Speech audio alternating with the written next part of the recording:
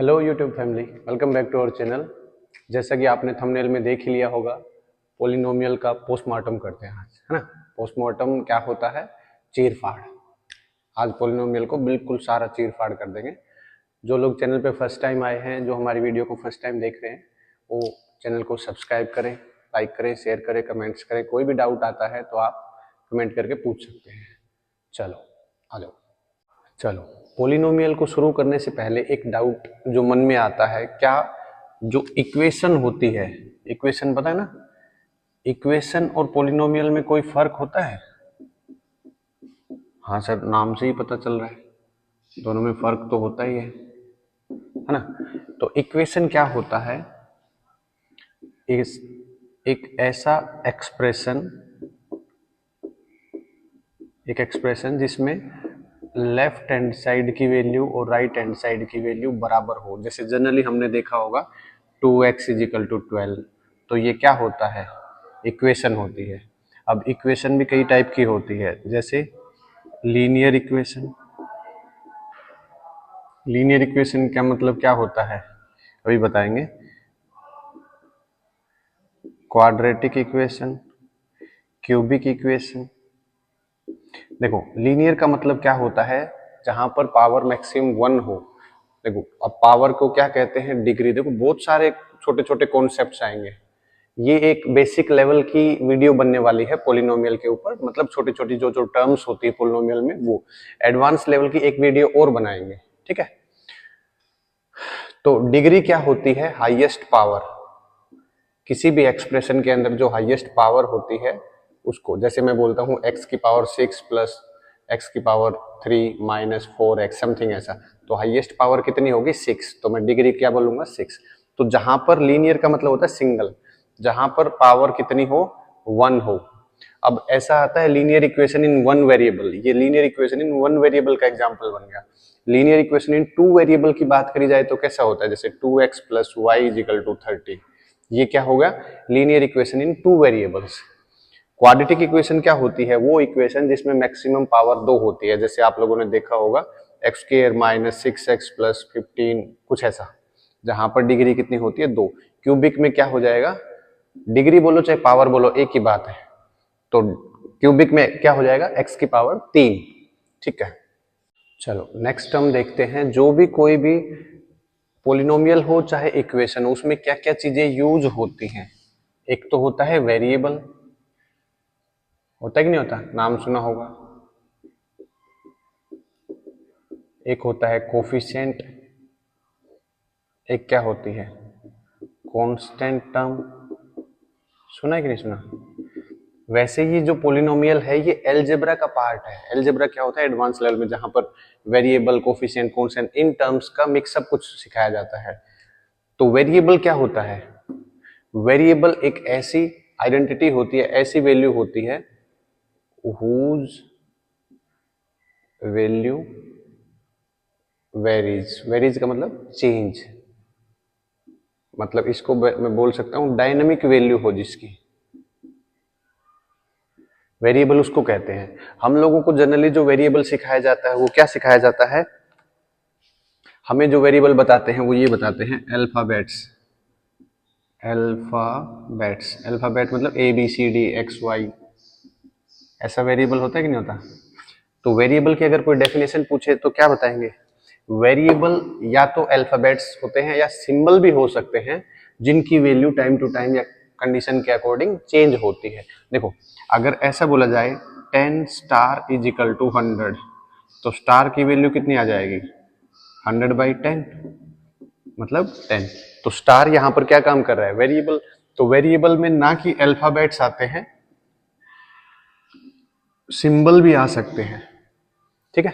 Coefficient क्या होता है? जैसे ऐसा लिखा जाता है 2x² माइनस 6, तो जो वेरिएबल है इसके लेफ्ट हैंड साइड पे जो मैथमेटिकल वैल्यू लिखी जाती है, मैथमेटिकल वैल्यू मतलब 2 4 5, मतलब ये चीज, इसको क्या बोला जाता है? कोफिशिएंट। कांस्टेंट टर्म क्या आती है? कांस्टेंट टर्म दोनों होती है। देखो, जो कोफिशिएंट होता है इसको भी कांस्टेंट बोल सकते हैं। कांस्टेंट मतलब मैथमेटिकल वैल्यू, और ये जो कांस्टेंट टर्म मतलब इनके साथ ना तो कोई वेरिएबल है ना कुछ भी है, मतलब ऐसी टर्म जिनके साथ कोई भी वेरिएबल की मल्टीप्लाई नहीं हो रखी उनको क्या बोलते हैं, कांस्टेंट टर्म। चलो नेक्स्ट देखते हैं, पोलिनोमियल का मतलब क्या होता है। देखो, पोली का मतलब होता है मैनी और नोमियल का मतलब होता है टर्म्स, बहुत सारी टर्म्स का ग्रुप। टर्म्स पोलिनोमियल में हमने छोटी क्लासेस में पढ़ा होगा, आप लोगों को पता हो तो। एक मोनोमियल होता है, मोनोमियल क्या होता है, जहां पर टर्म्स एक हो, जहां पर मोनोमियल के बाद बाइनोमियल जहां पे टर्म दो हो, ट्राइनोमियल में 3 टर्म, क्वाड्रोनोमियल में 4 टर्म, और ऐसे करते करते ज्यादा टर्म्स आ जाती है, उसके लिए एक वर्ड होता है पोलिनोमियल। ठीक है, पोलिनोमियल की एक बार डेफिनेशन देखते हैं।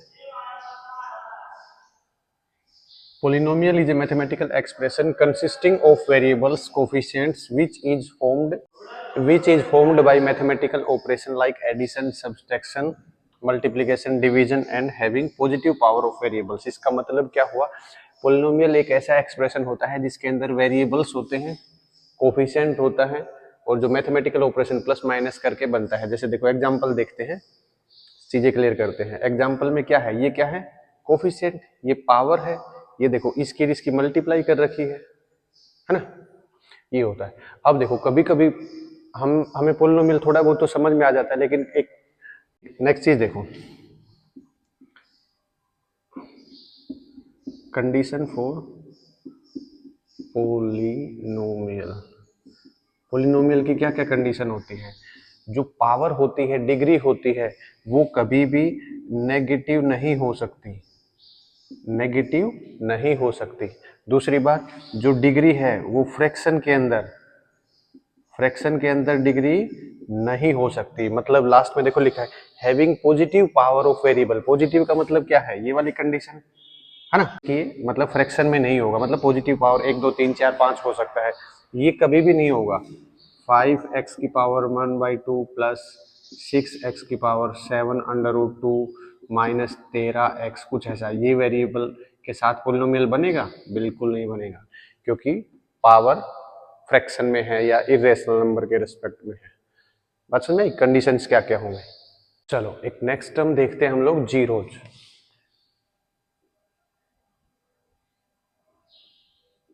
इसका प्लूरल फॉर्म होता है जीरोज, है ना। जीरोज क्या होता है, जैसे हमने आज तक पहले पढ़ा है, जीरो को हम लोग रूट भी बोल सकते हैं या वैल्यू भी बोल सकते हैं, है ना, या फैक्टर भी बोल सकते हैं।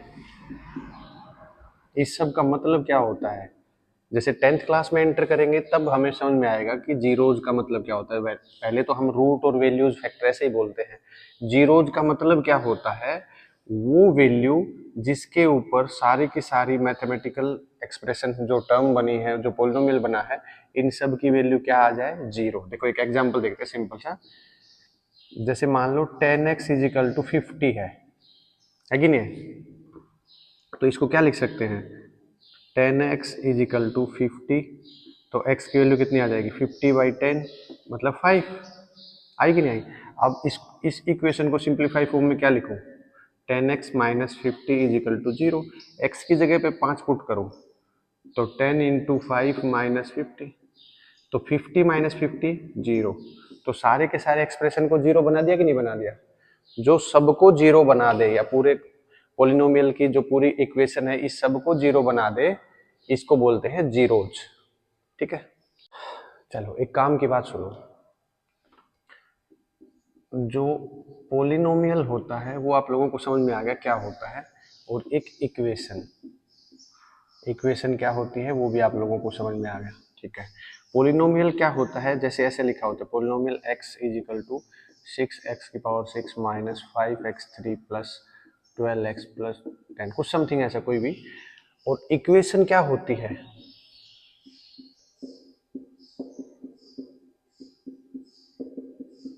होता कि नहीं होता। यहां से क्या समझ में आया, जो इक्वेशन होता है उसमें इक्वल टू का निशान लगा जाता है। इसका मतलब लेफ्ट हैंड साइड की कोई मैथमेटिकल ऑपरेशन लगाने के बाद जो वैल्यू आती है वो राइट हैंड साइड की वैल्यू के बराबर होता है। लेकिन पोलिनोमियल के केस में कहीं भी इक्वल टू का निशान नहीं लगाया जाता, मतलब ये तो पोलिनोमियल को एक्सप्रेस करने के लिए है। असल में जो पोलिनोमियल है वो ये है, ये इसलिए ये बता रहा है ऐसा पोलिनोमियल है जिसके अंदर वेरिएबल क्या लिया है हमने, x लिया है। बस पोलिनोमियल की वैल्यू तो सिर्फ यही वाली होगी।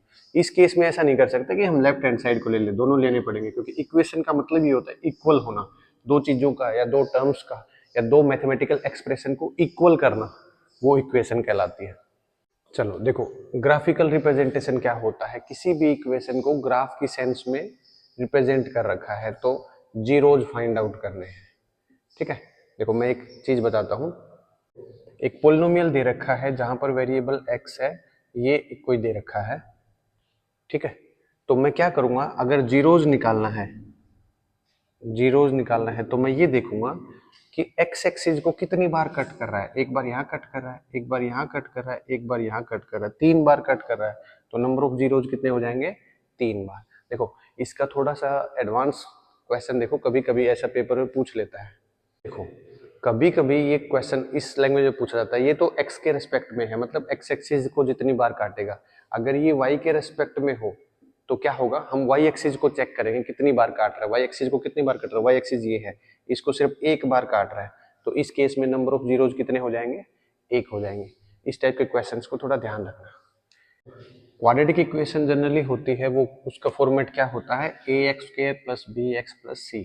तो a क्या होता है और b क्या होता है, कोफिशिएंट्स होते हैं, क्योंकि x तो यहाँ पर वेरिएबल्स है, और मतलब x² भी वेरिएबल की सेंस में है, और c क्या होता है, कांस्टेंट टर्म होता है। तो इसका जो जनरल फॉर्मेट बनता है वो क्या बनता है, x² +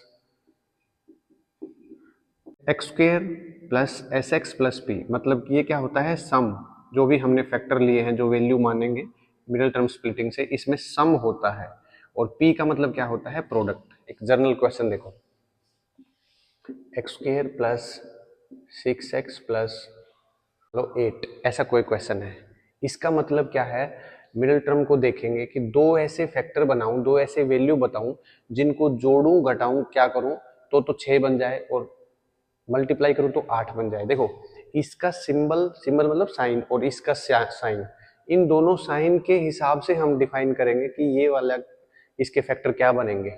तो 8 प्लस का है और यहाँ पे कुछ नहीं है, इसका मतलब यहाँ पर 1 है, तो 8 बनाना है प्लस का, तो प्लस का 8 कैसे बनेगा, 4 और 2 से बनेगा। बताओ, 4 और 2 को जोड़ूंगा तो 6 आ जाएगा, मल्टीप्लाई करूंगा तो 8 आ जाएगा। तो देखो 4 और 2 को जोड़ दिया, जोड़ के 6 बन गया कि नहीं बन गया, तो ये 6 यहाँ लिखा है, मतलब सम लिखा है, और 8 यहाँ पर प्रोडक्ट है, तो इसका मतलब प्रोडक्ट है। ठीक है, अब यहां से दो चीज निकल के आती है, सम ऑफ जीरोज और एक होता है product of zeros. Sum of zeros क्या होता है और प्रोडक्ट ऑफ जीरोज क्या होता है। अब देखो एबीसी क्या है, एबीसी एक जनरल इक्वेशन जो हमने बताई थी, क्वाड्रेटिक इक्वेशन के जनरल फॉर्मेट होता है वो ये होता है। ए मतलब क्या है, देखो बी को लिख सकते हैं, बी को क्या लिख सकते हैं, माइनस तो बाहर है, कोफिशिएंट ऑफ एक्स अपॉन ए क्या है, कोफिशिएंट ऑफ एक्स स्क्वायर। बोलो, सी को क्या लिख सकते हैं, कांस्टेंट टर्म, अपॉन में एक क्या लिख सकते हैं, कोफिशिएंट ऑफ एक्स स्क्वायर, है ना। यहां से सम ऑफ जीरोज निकल आएगा, प्रोडक्ट ऑफ जीरोज निकल आएगा। कभी कभी क्वेश्चन आता है, कोई इक्वेशन दे रखी होती है, इसके जीरोज को वेरीफाई भी करो, मतलब जैसे मल्टीप्लाई करके देखो इस सेंस में, 4 2 8, और एक बार इससे करके देखो, x² + 6x + 8 = 0, x² + 4x + 2x + 8 = 0, x बाहर कॉमन आ जाएगा तो x + 4 + 2 कॉमन आ जाएगा तो x + 4, x + 2, x + 4, तो x की वैल्यू -2 और -4 आएगी, नहीं आई। देखो जब प्रैक्टिस ज्यादा हो जाएगी तब हमें समझ में आ जाएगा, अगर यहाँ पे सम ऑफ जीरोज में मतलब उनकी वैल्यू अगर प्लस में है तो हमेशा आंसर माइनस में आएगा, ध्यान रहे। क्यों, क्योंकि ये जीरो के इक्वल पुट करूंगा तो उस साइड जाएगा तो क्या हो जाएगा, साइन चेंज हो जाएगा। ठीक है, तो -4 और -2 की मल्टीप्लाई 8 हो जाएगा। ठीक है, प्लस बी कितना है 6 और अपॉन ए कितना है 1 -6। अब देखो सम जीरोज का करके देखो, -2 और -4 को जोड़ेंगे तो कितना आएगा, -6। तो ऐसे वेरीफाई करना भी आ जाता है पेपर में कई बार। देखते हैं x square minus 2x minus 8, इसके sum of zeros product of zeros और इसका वेरीफाई करके दिखाना अपने को। ठीक है, कैसे करेंगे? X square minus 2x minus 8 is equal to 0। तो देखो 8 बनाना है, दो चीजों को मल्टीप्लाई करूं तो 8 आ जाए और प्लस माइनस करूं तो माइनस का 2 आ जाए। तो 8 किससे बनता है?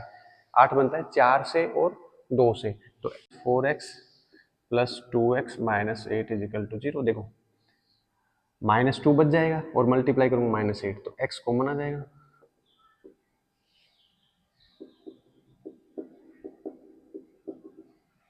क्या बचेगा?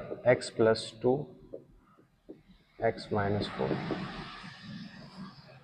x plus 2 is equal to 0। तो x की वैल्यू कितनी आ गई? -2 और इधर करूंगा तो x minus 4 is equal to 0। तो x की वैल्यू कितनी आ गई? +4। ठीक है, अब देखो अपने पास दो जीरोज निकल के आ गए जिसकी वैल्यू क्या है? -2 और -4। अगर मैं वेरीफाई करूं तो सम ऑफ जीरोज क्या होता है? अगर इस केस में करके देखूंगा तो क्या हो जाएगा? -2 और 4 को करूंगा तो +2। ठीक है, और फॉर्मूले के हिसाब से करूंगा तो क्या आ जाएगा? -b/a। तो माइनस बाहर है, b कितना है? -2, a कितना है? 1, माइनस से माइनस कट जाएगा तो 2। मतलब दोनों बात सही है, वेरीफाई होगा। ठीक है, प्रोडक्ट कितना हो जाएगा? प्रोडक्ट देखो -2 और प्लस का 4 मतलब माइनस का 8, और इस वाले से करूंगा तो c/a। c कितना है? -8 और a कितना है? 1, -8। वेरीफाई होगा। ठीक है, कि क्वेश्चन है, काफी बार पेपर में पूछा जाता है, थोड़ा सा पजल करने के लिए है। मतलब क्या है? एक सिस्टमेटिक तरीके से नहीं लिखा गया, तो इसको सिस्टम से लिखेंगे तो क्या लिखेंगे? 6x² minus 7x minus 3 is equal to 0। इस टर्म को आगे ले आएंगे तो देखो 6 या 18, 18 बनाना है। किसका बनाना है? माइनस का 18 बनाना है। इसका मतलब जो भी सम होगा फैक्टर्स का पॉइंट लेंगे, वो क्या लेंगे? वो बड़े वाली वैल्यू जो लेंगे वो नेगेटिव लेंगे। क्यों लेंगे नेगेटिव? क्योंकि माइनस में आंसर आ रहा है। तो देखो 18 किस किस से मिलके बनता है? अब देखो कुछ बच्चे ऐसे पूछते हैं, सर हम इतना फास्ट तो नहीं कर सकते मिडिल टर्म स्प्लिटिंग वाला केस, तो क्या करें? देखो 18 को ऐसे सिंप्लीफाई कर लो, 2 से करेंगे तो 9, 3 से करेंगे तो 3, 3 से करेंगे तो 1। अब देखो ये जो इधर फैक्टर बनेंगे सारे के सारे, इन फैक्टर्स का आपस में पेयर करके देख लो क्या बना। देखो 3 दूनी 6, 6 और 3 को मल्टीप्लाई करो तो 18 आ जाए, लेकिन 6 और 3 का गैप कितना होता है? 3 होता है, यहाँ नहीं आएगा। ठीक है, देखो अब ये वाला केस बना लो, 3 और 3 9, 9 और 2 का कर लो, 9 और 2 का डिफरेंस कितना हो जाएगा? 7। ठीक है, ये लगा दे यहाँ पे, एक बार क्रॉस चेक कर लेते हैं। माइनस का 9 प्लस का 2 मतलब माइनस का 7। ठीक है, माइनस का 9 प्लस का 2 मतलब माइनस का 18 है। ठीक है, चलो तो इसमें से क्या कॉमन आ जाएगा? 3 कॉमन आ जाएगा, 3x। तो 2x माइनस 3, यहाँ से क्या कॉमन आएगा? कुछ कॉमन नहीं है तो 1 आ जाएगा। 2x माइनस 3 तो क्या आ जाएगा?